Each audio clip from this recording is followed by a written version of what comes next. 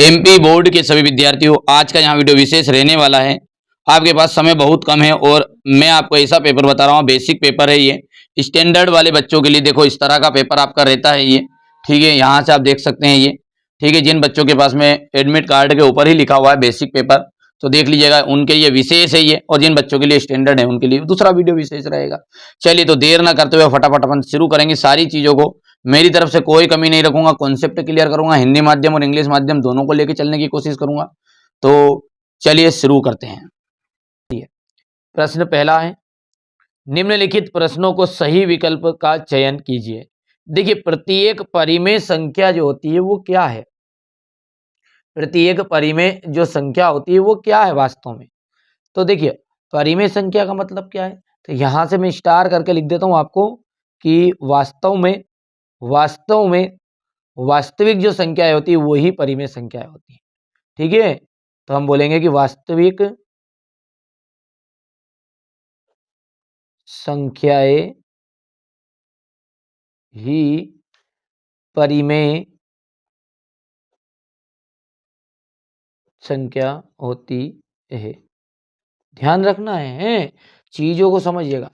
तो चलिए, यहां से आपका ऑप्शन कौन सा रहा? राइट, वास्तविक संख्या। चलिए, सेम हमारे इंग्लिश मीडियम वाले बच्चों के लिए रहेगा। देखो यहां पर, एवरी रेशनल नंबर इज, ठीक है, every rational number is a unreal number. ठीक है, तो हम बोलेंगे a real number is also आपकी रेशनल नंबर। याद रहेगा। चलिए, दूसरा क्या बोल रहा है? दोनों को साथ में लेके चलेंगे ना, समझो आप तो ध्यान से। चलिए, तो पहले अपन ऐसा करते हैं कि हिंदी माध्यम वाले बच्चों को समझा देते हैं ताकि दिक्कत नहीं आएगी, है ना। ठीक है, हिंदी माध्यम के बाद में आप स्किप कर लो बच्चों, इस ध्यान से देखो, आप देखना चाहो तो कोई दिक्कत नहीं है, ताकि आपको यहाँ से भी कॉन्सेप्ट क्लियर हो जाएगा। और इंग्लिश मीडियम के लिए भी आगे बता रहा हूँ। चलिए, तो क्या बोल रहा है वो यहाँ से कि बहुपद जो है एक पॉलिनोमियल है, एक्स की पावर 4x की पावर 4, 10x की पावर क्यूब, 5x की पावर 5 और 5x+7 की घात कितनी होती है? तो देखिए, बहुपद की जो अधिकतम घात होती है, ठीक है, बहुपद की जो अधिकतम घात होती है वही बहुपद की घात कहलाती है। रहेगा ध्यान। क्या बोला कॉन्सेप्ट कि जो इस बहुपद में सबसे ज्यादा बार कौन है, तो सबसे ज्यादा घात किसकी है? तो 5 है, तो बस वही कहलाती है आपकी बहुपद की घात। रह जाएगा। चलिए आगे बढ़े। इंग्लिश मीडियम को एक साथ पढ़ा दूंगा उधर भी। समीकरण है x-2y इज इक्वल टू 4 का एक हल है। देखिए, एक हल है, तो जब एक हल होगा तो यहां से देखो, है ना, तो यदि हम बात करते हैं इसकी, तो इसका एक हल होगा, है ना। तो ये एक हल कब होगा? जब एक वैल्यू जो है वो आपकी 0 रहे, और पहली जो वैल्यू रहती है, पहली पहली वाली जो वैल्यू रहती है वो हमेशा शुरुआत का जो पहला मान है वो आपका x की वैल्यू होती है। इधर ध्यान से देखो, ये आपका x का मान और ये y का मान है। तो यहाँ पर क्या बोला, वो x के बराबर बोलेंगे तो x का आंसर चाहिए, तो y की जो वैल्यू है वो 0 रखनी ही पड़ेगी, तब जाके आएगा। याद रहेगा। त्रिभुज जो है ए बी सी में B C is equal to A B, कोण B is equal to 80 degree है, तो कोण ए कितना होगा? ठीक है, अच्छा, कोण बी सी बराबरी पे कोण ए बी, ठीक है, तो 80 और 80, तो देखिए बेटा, ये क्या कहना चाह रहा है, आपको समझ में आ रहा है? ये ऐसा बताना चाह रहा है कि हम जानते हैं बेटा कि त्रिभुज के तीनों कोणों का योग कितना होता है? 180 डिग्री होता है। तो हम कहेंगे कि कोण ए प्लस कोण बी, ठीक है, प्लस कोण सी इज इक्वल टू होता है 180 डिग्री। अब ये बोल रहा है यहाँ पर देखो, बी सी है तो यानी कि सी, और ए बी यानी कि ए, ये दोनों चीजें बराबर है, तो एक की वैल्यू हो गई अपने पास 80। तो हम मान के चलो कोई सी भी दो दो जो एंगल है इन दोनों को एक मान लो, तो ये हो गया आपका कोण ए प्लस कोण बी की जो वैल्यू है वो कितनी होगी? 80 प्लस कोण ए इज इक्वल टू हो जाएगा 180। ए और ए, दो ए हो गया तो 2 कोण ए हो गया है, इज इक्वल टू 180 है। आ रहा समझ में? ठीक है, हो रहा है, ठीक है। अच्छा, ये हो गया 2a और ये इधर आया तो ये 80 माइनस का हो गया, तो घटा के कितना आया उत्तर जल्दी बताओ। तो 2 कोण a इज इक्वल टू हो जाएगा बटा 100, हो गया ना 100। अब एक कोण a की जो वैल्यू है वो कितनी आ जाएगी 50। ऐसे समझ में नहीं आए तो ये भी तो मैंने पूरा डिटेल बता दिया। ऐसे समझ में नहीं आए तो देखो एक का मान कितना है 80 है, तो त्रिभुज के तीनों कोणों का मान होता है 180, तो 180 तो 50 50 करेगा क्योंकि दोनों तो बराबर है। सही में आगे बात नहीं है यहाँ से, ठीक है बेटा, समय समय लगेगा यार, है ना, जल्दबाजी है तो बहुत सारे फेक पेपर बता रहे हैं उनके पास जाओ बेटा बढ़िया से। देखो यहाँ तो मैं उन बच्चों के साथ खड़ा हूँ हमारे कि जिनको कॉन्सेप्ट के साथ समझना है थोड़ा सा। बहुत सारे लोग हैं, बहुत सारे यूट्यूब पे, पूरा देखो यूट्यूब पे तो सारे के सारे हैं, सभी लोग, कहीं का हैकर बन गया है, कहीं का असली दे रहा है, कहीं का वायरल दे रहा है, कहीं का क्या कर रहा है, बिल्कुल बच्चे को देखो बुद्धू ही बना रहा है। तो एक बेटा थोड़ा बहुत तो क्लिक बेट हमें भी करना पड़ता है, इसलिए थोड़ा बहुत थंबनेल पे तो लिखते हैं, लेकिन मैंने अभी भी एक बार भी दावा ऐसा नहीं करा मेरे बच्चों के साथ में कि नहीं यार कि बेटा मैं आपको असली दूंगा नकली दूंगा। ये तो हमारे बच्चे बताएंगे कि मेरा द्वारा बताया गया पेपर में आ रहा है कि नहीं आ रहा है। तो देखो आप लोग की सपोर्ट की बहुत सख्त जरूरत है ना। तो बेसिक कॉन्सेप्ट को क्लियर करो, एक बार पढ़ो और एक बार में ही ऐसा पढ़ो ना ताकि कि याद हो जाए, ठीक है। चलिए, एक समांतर चतुर्भुज ए बी सी डी में समान कोण होंगे, तो यहां पर ए बी सी डी में समांतर चतुर्भुज है, तो इसमें कोण ए जो होगा वो कोण सी के बराबर होगा, ठीक है ये। और बी जो रहेगा मतलब तिरछान, ए के साथ सी जोड़ दो या सी के साथ ए जोड़ दो और बी के साथ डी होता, तो बी का जोड़ीदार डी है ही नहीं, देखो और से, ठीक है। नहीं समझ में ये बात, करके बताऊं क्या इसको, आमने सामने के सम्मुख कोण बराबर होते हैं, याद रहेगा।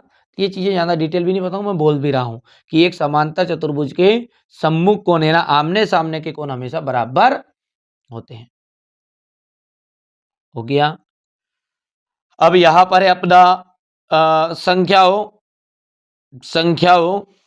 4 4 5 7 7 6 7 1 2 3 6 का माध्यिका है। देखिए माध्यिका कैसे निकालते हैं, ठीक है। तो माध्यिका यदि आपकी सम हो तो सम हो तो n/2 आ जाएगी और n/2 वह पद, यदि विषम है तो n+1 वह पद। तो देखो पहले तो गिनती करो इसकी, 1 2 3 4 5 6 7 8 9 10 11, 11 है जो कि विषम है। तो सम यदि रहता तो ये अपना लगता n/2 वा पद। अब विषम है तो विषम के लिए क्या लगेगा आपका, विषम है तो n+1/2 वा पद। देखो n+1 यानी n कितना है वैल्यू 11 है, 11 ने 1 12, 12 उत्तर है, तो 12वां पद, 12वां पद के बटे में 2 है, तो यहाँ से 2, 12 में से 2 गया, देखो क्या बता रहा है ये तो 11 हो गया बेटा, 11+1/2, 11 एक 12, 12/2 यानी कि 6, तो 6वां पद। अब 6वां यानी छठवां पद बताओ आपका, छठवां पद क्या है 1 2 3 4 5 6, यानी कि 7 इसका आंसर रहेगा, ठीक है। समझ में आगे बात नहीं आई है। अच्छा बेटा इसको व्यवस्थित करना पड़ता है पहले, व्यवस्थित क्या है कि पहले 1 लिखाएगा, फिर आपको, ठीक है, 2 लिखेंगे, इसको पहले व्यवस्थित कर लेना है। व्यवस्थित करोगे तो कैसे हो जाएगा, ये कर लोगे नहीं कर लोगे, जैसे करके बताऊँ क्या, इसे भी देखिए यहाँ से अपना ये 1 हो गया, 1 के बाद में 2 लिखा जाएगा, 2 के बाद में 3 लिख देंगे, 3 के बाद में 4 देखो तो 4 4, फिर आपको 5 5 5 है क्या, 5 भी, 5 के बाद में नहीं है तो 6, 6 कितनी बार है 2 बार है, तो 6 2 बार हो गया, 7 7 7। अब पांचवा पद देख लो 1 2 3 4 5, ठीक है, हाँ 1 2 3 4 5 और छठवां पद बोल रहा नहीं वो छठवां पद, तो छठवें पद पे 5 है, ये क्या, तो यहाँ से 5 आंसर राइट रहेगा। कर पाओगे, कर पाओगे, जल्दी बताओ फटाफट बताओ, चलिए जल्दी बताना है आपको, है ना। चलिए अब इंग्लिश मीडियम वाले बच्चों को भी समझा देता हूँ मैं बढ़िया से, हमारे बच्चों को अब स्किप कर लेना आप, यदि हिंदी मीडियम वाले कोई बच्चे हैं तो रिक्त स्थान तक इसको यहाँ से थोड़ा सा छोटा कर देते हैं। चलिए तो पहला यहाँ पर क्या है हमारा कि एवरी रेशनल नंबर इज, तो ये तो आपने बोल दिया था कि ए रियल नंबर। यदि आपको इसको इंग्लिश में और अच्छे से एक्सप्लेन करना रहता है तो आप बोल सकते हैं कि द सेट ऑफ, ये आपको याद, ये स्टेटमेंट याद होना चाहिए कि the set of real number includes all rational number. ठीक है, चलिए degree of the polynomial for x power 4, 10x³ 5x की पावर 5, 5x + 7 इज, तो डिग्री ऑफ पोलिनोमियल्स का आपका जो रहता है वो क्या रहता है, ठीक है, जो हाईएस्ट वेरिएबल रहती है, हाईएस्ट डिग्री मतलब हाईएस्ट वेरिएबल होती है, वही क्या रहती है, आपकी डिग्री ऑफ पोलिनोमियल रहती है। तो याद है नहीं याद है, यानी कि सबसे ज़्यादा जो आपकी यहाँ से हाईएस्ट वेरिएबल डिग्री, तो देखो घात को बोलना है अपनों को, घात बतानी, मतलब यहाँ पे ये 5 है, तो ये 5 यहाँ से राइट रहेगा, है ना, सबसे ज़्यादा बार किसकी डिग्री दिख रही है आपको, ठीक है, रहेगा भैया, बोलो जल्दी बोलो। आगे बढ़े। वन सॉल्यूशन ऑफ इक्वेशन, ठीक है, इक्वेशन है बेटा, ये ई यहाँ पर नहीं, मिसप्रिंट है, ठीक है। वन सॉल्यूशन ऑफ इक्वेशन कितना है ये, x + 2y, क्या है अपना, उधर देखो x + 2y है ये, देखो इधर था ना ये सा, x - 2y, x - 2y = 4, ठीक है। तो नाउ इज आंसर इसका क्या रहेगा आपका 4,0, याद है नहीं।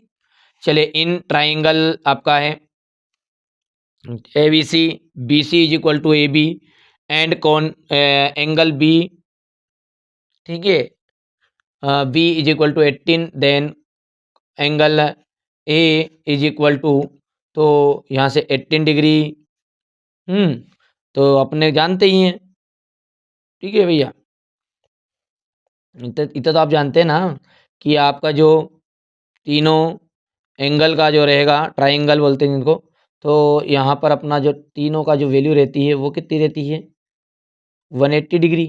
तो 180 डिग्री है तो दोनों की जो है वो तो सेम है, इसकी और इसकी किसी की मान लो, तो बी का दिया ना तो ए और सी मानो, ठीक है। तो इसको मानेंगे अपन, कौन ए = कौन, बी का वैल्यू हो गया सी, प्लस यहाँ से आपकी हो गई है कौन, ये अब उधर मैंने सी का ही दिया था, ये 50 डिग्री।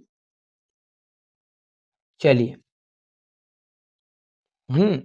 ठीक है, यहाँ से ये जो रहेगा आपका, इसमें आपका रहने वाला सी ऑप्शन राइट, मैंने बता ही दिया था। अच्छा, मीडियन जो रहता है वो number of the number of, तो कुछ नहीं करना है, सबसे पहले नंबर तो इसको आपको, ठीक है भैया, ठीक है, इसको to find the median first तो अरेंज कर लेंगे नंबरों को अपन, ठीक है। तो इन नंबरों को जैसे अरेंज करेंगे तो यहाँ से अपना 5 आंसर आएगा, ये मैंने उधर समझा दिया बेटा, जो चीज़ें हिंदी माध्यम के लिए समझ जाओगे वहाँ से भी आप आधी ज़्यादा चीज़ें वहाँ से भी कंप्लीट आप कर सकते हैं, ठीक है। आगे बढ़ाएं, चलिए अब अगला क्या है हमारा, है रिक्त स्थान। देखो बहुपद जो है, बहुपद x³ - x² + 1 में x² का जो गुणांक होता है वो कितना होता है, तो देखिएगा x² का गुणांक समझते हो, ठीक है, कोफिशिएंट ऑफ, देखना ध्यान से, द कोफिशिएंट ऑफ x², तो कोफिशिएंट किसे कहते हैं, उसके आगे वाले को, ठीक है, आगे वाला मतलब उसके आगे जो लिखा रहेगा, ये x² है तो यहाँ पे देखो x² के आगे क्या लिखा, कुछ भी नहीं लिखा, तो कुछ नहीं लिखा तो 1 तो है, अब 1 जहाँ कुछ नहीं रहे वहाँ 1 है, पर लेकिन ध्यान दो ये माइनस वाला है, इसलिए माइनस का 1 राइट रहेगा। तो यहाँ से the coefficient of x² is polynomials, तो यहाँ से माइनस का 1, बिंदु है आपका 7, बिंदु आपका जो है यहाँ से 7 देख सकते हो बेटा, 7 - 6 की कोटि, ध्यान देना है, आगे वाला भुज रहता है, पीछे वाली रहती है कोटि, ठीक है, याद रहेगा। ऑर्डिनेट ऑफ द पॉइंट, तो यहाँ से देखिए ऑर्डिनेट क्या रहेगा, पीछे वाला आपका, ठीक है भैया। तो यहाँ से हम बात करें तो बताओ, देख के बताओ, -6 लिखूँ कि 7 लिखूँ, तो -6, यहाँ से भी -6 है। x = 0 का समीकरण है, देखिए जब आपकी x की वैल्यू 0 रहेगी तो वो आपका एक्सिस जो रहेगा, अक्ष जो रहेगा, अक्ष रहेगा उल्टा उसका। एक्स लिखा रहे तो वाई अक्ष बोलना है, वाई बराबर 0 लिखा रहे तो एक्स अक्ष बोलना है, उल्टा कर दोगे तो यहाँ से देखो इसका कितना हो जाएगा, यहाँ से वाई अक्ष। इसी तरीके से सेमिंग नीचे। देखिए दोनों को साथ में लेके चलूंगा मैं तो भैया, है ना, मेरे बच्चे सारे प्यारे बच्चे हैं। ठीक है, थोड़ी बहुत इंग्लिश मीडियम में कमी हो तो बेटा थोड़ा नज़रअंदाज करना है, कर लोगे ना। चलिए x इज इक्वल टू 0 होने का समीकरण y x हो गया। यहाँ पर भी x is equal to 0 is an equation of y axis. अच्छा, हिंदी मीडियम को तो फायदा ताकि थोड़ा इंग्लिश सीखने का मौका मिले। हाँ, इतने मान के तो नहीं आते कि कलेक्टर बना दूंगा तुम्हें, बाकी तुम्हारा काम चला दूंगा यार। हाँ, आयत का जो प्रत्येक कोण होता है वो कितने डिग्री का होता है, याद है? आयत का प्रत्येक कोण कितने डिग्री का होता है? बोलो बोलो बोलो खजूर। तो 90 डिग्री का होता है। कितने डिग्री का होता है? 90 डिग्री। यहाँ से देखिए, each angle of right angle is, तो ये आपका 90 डिग्री हो जाएगा। वृत्त की जो सबसे बड़ी जीवा जो होती है, ध्यान देना है, ये वृत्त की सबसे बड़ी जीवा को वृत्त का व्यास कहते हैं। क्या कहते हैं? वृत्त का व्यास।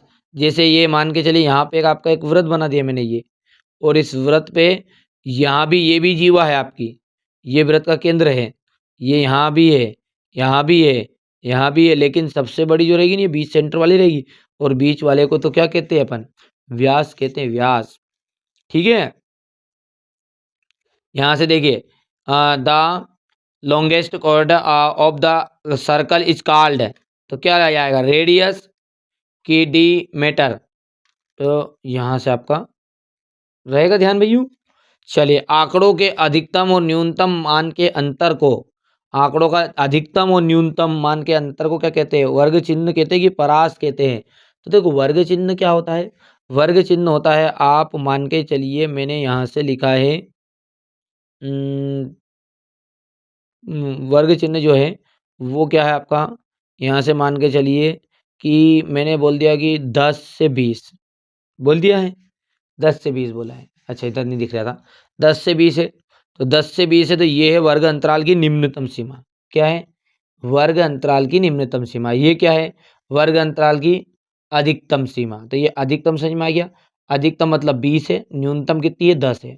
यदि इन दोनों को जोड़ लूँ, अधिकतम प्लस न्यूनतम प्लस बटे में 2 कर दूं, यानी कि 20 में 10 जोड़ लो तो 30 हो गया, और 30 को किससे भाग देना आपको? 2 से भाग देना है, तो वो रहता आपका वर्ग चिन्ह। इतनी तो याद है, नहीं याद है? अच्छा, परास क्या है? परास ये कि इनके बीच के अंतर, अंतर मतलब इनका बीच में गैप कितनी, गैप अपनी भाषा में समझाऊं तो गैप कितनी, तो गैप को ही क्या कहेंगे? एक तरह की परास कहेंगे, बस सीधी सी बात है। तो अंतर मतलब गैप ही है। तो गैप कितनी? इसमें 20 में 10 गया तो 10 बचा। ठीक है, मान के चलो 45 से 55 बोल दिया उसने, तो 45 से 55 बोला है, तो इसमें कितना रहेगा? 10 रहेगा इसमें भी। चलिए, कर पाओगे? आगे बढ़ाएं भैया। इसी तरीके से यहाँ से देखिए रेंज। अब देखिए सही जोड़ी का मिलान करना है हमारे बच्चों को। देखिए सही जोड़ी, सही जोड़ी जो है उसको देख लेते हैं यहाँ से, बहुत बढ़िया। देखिए ए की पावर m भागित ए की पावर n, तो जब भाग रहता है ना तो उसमें पावर आपकी क्या होती है? माइनस होती है। यदि भाग की जगह पे गुना रहता, ध्यान देना, स्टार करके लिख दूंगा यहाँ पे लेता है कि ए की पावर m इंटू ए की पावर n, तो ये रहता इसमें ए, तो इसे कैसे लिखा जाता? और अपन लिख देते घातों को प्लस करके, m प्लस n। यहाँ पे भाग है, डिवाइड है, डिवाइड है, तो ये माइनस वाला आ जाएगा। एक्स की पावर 2 माइनस वाई की पावर 2, तो एक्स की पावर 2 माइनस वाई की पावर 2, यानी एक बार प्लस में और एक बार माइनस में। ठीक है, तो यहाँ पर आपका ये जो है ये गलत है। ठीक है, ये गलत है बेटा, है ना? इसको क्या करना पड़ेगा? एक बार तो प्लस में करना पड़ेगा और एक बार माइनस में करना ही पड़ेगा, जो कि आपका इंग्लिश मीडियम वाले बच्चों के लिए यहाँ से देख भी सकते हैं आप। तो कर दो इसको, तो ये हो गया आपका दूसरा। एक्स अक्ष के निर्देशांक होते हैं। देखिए एक्स अक्ष के निर्देशांक, तो एक्स अक्ष है तो मतलब जो एक्स है तो उसमें वाई की जो वैल्यू रहती है ना बेटा, वाई की वैल्यू वो 0 रहती है। तो शुरुआत वाला रहता भुज, और भुज को कहते हैं अपन एक्स। ठीक है, ठीक है भैया। तो यहाँ से आपका ये रह जाएगा आपका थर्ड वाला। यहाँ से आपका -1 कोमा -2, तो -1 कोमा -2 ये क्या है आपका? यदि ध्यान देना है, छोटी सी बात ध्यान दोगे, देखिएगा, यदि मान के चलिए कि दोनों यदि धन धन आते हैं, धन कोमा धन, तो ये फर्स्ट वाला है। यदि पहला धन है दूसरा ऋण है, तो ये आपका सेकेंड वाला है। यदि ऋण कोमा ऋण आए, तो ये आपका थर्ड वाला है, तृतीय चतुर्थांश। और यदि आगे माइनस आ जाए, पीछे प्लस आ जाए, तो ये आपका फोर्थ वाला है। याद रख लोगे? तो ये दोनों ही माइनस है, दोनों माइनस है, इसलिए ये कौन सा है आपका? थर्ड वाला, तृतीय चतुर्थांश है। यदि पॉजिटिव वाला उत्तर रहता कि एक प्लस का एक रहता, दो रहता, तो ये अपन फर्स्ट वाला लिख देते। इतनी चीज़ें तो आप कर सकते हैं बेटा, कोई दिक्कत नहीं इन चीज़ों में, मेरे हिसाब से कर लोगे। बोलो जल्दी बोलो। चलिए, उभयनिष्ठ अंत बिंदु, अच्छा समझ में आ रहा नहीं आ रहा? नहीं तो मैं दूसरे वीडियो में आपको, ठीक है, बिल्कुल सीधा सीधा बता दूंगा, आपको लगे तो। पर मैं तो कोशिश कर रहा हूँ यार कि नहीं, हमारे बच्चों को थोड़ा अच्छे से एक्सप्लेन कर दूँ ताकि वो अच्छा स्कोर करे। याद भी रहना चाहिए थोड़ा सा, है ना? उभयनिष्ठ बिंदु, उभयनिष्ठ अंत बिंदु, तो उभयनिष्ठ अंत बिंदु जो है वो आ जाएगा आपका कौन? ठीक है, ये यहाँ पर आपका आ जाएगा ये कौन? पांचवा है ना। और 6 वाला है आपका 5, 6, 7 का माध्य, तो माध्य, ठीक है, तो यहाँ से 6 आ जाएगा, दोनों को बीचों बीच में वाला माध्य आपका, तो यहाँ से ये आपका कितना आ जाएगा? ये 6 वाला। चलिए, यहाँ से अपन इंग्लिश मीडियम वाले बच्चों के लिए देख सकते हैं। पहले का हमारा मैंने ऊपर समझा ही दिया बेटा इसको, चीज़ों को, तो 1, ये आपका एक बार प्लस एक बार माइनस वाला। थर्ड में आपका the coordinate of the x axis, तो यहाँ से ये वाला थर्ड वाला आ जाएगा आपका। फोर्थ में आपका थर्ड क्वाड्रेंट है, ये फोर्थ है आपका। और कॉमन एंड पॉइंट, तो ये एंगल, और यहाँ से आपका ये आ जाएगा 6 वाला। तो सत्य है आपका। तो चलिए इसको भी समझ लेते हैं। देखो, सत्य सत्य को समझेंगे बढ़िया से, थोड़ा बड़ा कर दे अब, है ना?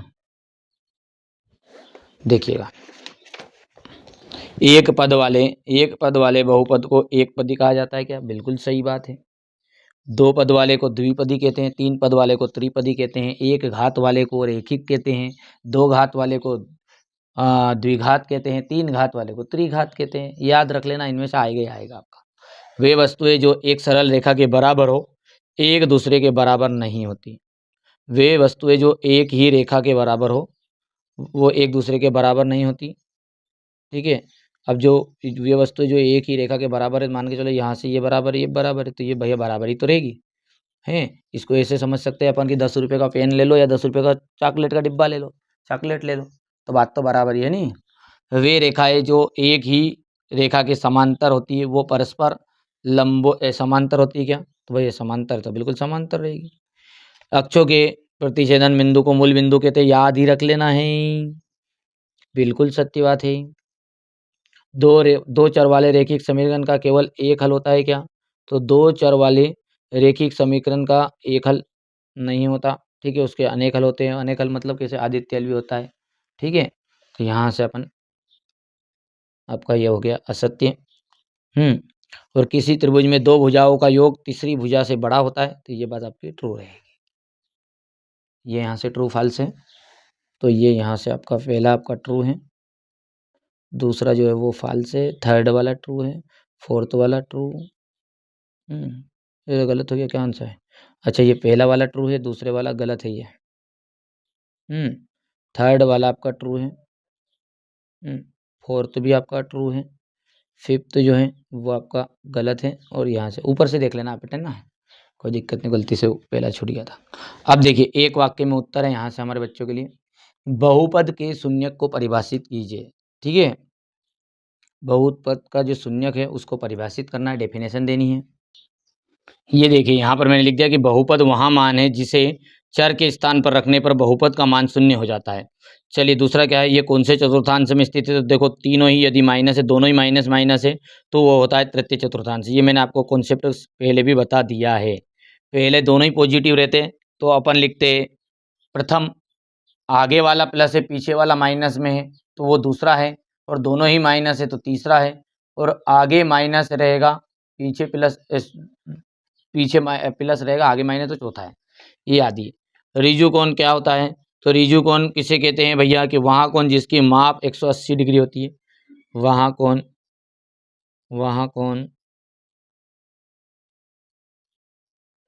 जिसकी माप 180 डिग्री होती है,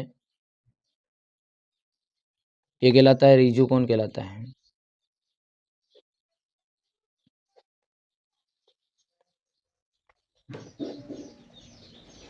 हो गया। वहाँ कोण जिसकी माप कैसे होती है? 180 डिग्री होती है, रिजु कोण कहलाता है। हेरोन का सूत्र बताना आपको, तो ये देख सकते हैं हेरोन का सूत्र क्या है आपका? अंडरवुड एस ब्रैकेट में s minus a, s minus B और एस माइनस सी। बहुलक को परिभाषित करना है, ठीक है। तो जो अधिकतम आंकड़ों का सर्वाधिक बारंबारता वाला पद क्या बोल सकते हैं, या फिर जो आंकड़ों के समूह में सबसे अधिक बार वाला प्रेक्षण, तो अपन लिख सकते हैं सबसे अधिक। शॉर्टकट में तो इतने से लिखना पड़ेगा, सबसे अधिक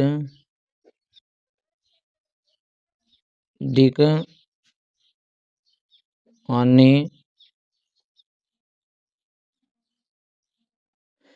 सबसे अधिक बार आने वाला प्रेक्षण, मतलब जो देखने में जो सबसे ज़्यादा बार आए, ठीक है। आंकड़ों की जो माध्यिका है वो क्या रहेगी आपके यहाँ पर देख सकते हैं। तो माध्यिका के लिए क्या करेंगे अपन इसमें, ठीक है, पहले तो इनको व्यवस्थित करेंगे तो पहले 1 लिखा जाएगा, फिर 3 लिख देंगे, फिर 5 लिख देंगे, फिर 6 लिख देंगे, फिर 9 लिख देंगे, इस तरीके से लिख दोगे। तो n+2 के हिसाब से 1 2 3 4 5, 5 रहेगा तो 5 का 2 से भाग दें विषम में, तो n+1 हो जाएगा। तो n+1, तो 5 ने 1 6 3, तीसरे नंबर पे कौन आएगा? देखो ये तो पहले नंबर वाला है, ये दूसरे नंबर वाला है, तीसरे नंबर वाला 5 है, यहाँ से 5 आंसर आ जाएगा। कर पाओगे? चलिए अगला देखते हैं यहाँ से अपना, ठीक है। तो देखिए ये तो आपको बेटा ना परिभाषा है, तो ये लंबी चौड़ी है, आप लिख देना। यहाँ से ये जो है आपका ये थर्ड वाला आ जाएगा, थर्ड, और यहाँ से हम बात करते हैं तो ये एंगल भी है, तो जैसे 180 वाला है, और हीरोइन का सूत्र जो है एस करनी में s minus a, s minus b, s minus c. थोड़ा जल्दी जल्दी कर रहा है बेटा, तो उसे समय नहीं मिल पाया इस कारण से। तो यहाँ से मोड की जो परिभाषा है वो भी आपको लिख देनी है, और यहाँ से अपना जो है ये 5 रहेगा। ठीक, कर पाओगे ना? इतना तो कर लोगे ना, बाकी चीज़ें मैंने कवर करवा दी, इतना आप थोड़ा सा कर लेना है। चलिए क्वेश्चन नंबर 6 से देखो, ये यहाँ से आप तो चिंता मत करो, जो चीज़ें मैं बता रहा हूँ ना उसी में से पूरा पेपर आपका आ जाएगा। क्वेश्चन नंबर 6 हो गया, ये क्वेश्चन नंबर 7 है, देख सकते हैं, मान ज्ञात करना है। क्वेश्चन नंबर 8 हो गया, ये क्वेश्चन नंबर 9 आपका हो गया। क्वेश्चन नंबर 9 के बाद में ये रहा आपके सामने क्वेश्चन नंबर 10, भुज और कोटि का मान बताना है। चतुर्थांश से किसे कहते हैं? समीकरण x+4y के 2 हल लिखने हैं। यहाँ से देख सकते हैं क्वेश्चन नंबर 12 13 हो गया। आप तो मेरी जवाबदारी भी हो, जो प्रश्न बता रहा हूँ वो नहीं आए तो फिर ये 14, ये 15 हो गया। 15 के बाद में ये यहाँ से समांतर चतुर्भुज के 2 गुण, ये क्वेश्चन नंबर 16 हो गया, ये 17, ये 18, ये 19, ये 20 हो गया। 20 के बाद में ये यहाँ से आपका देख सकते हैं क्वेश्चन नंबर 21, ये 22, और ये अंतिम आपका 23 हो गया। चलिए हो गया क्वेश्चन नंबर 23 तक।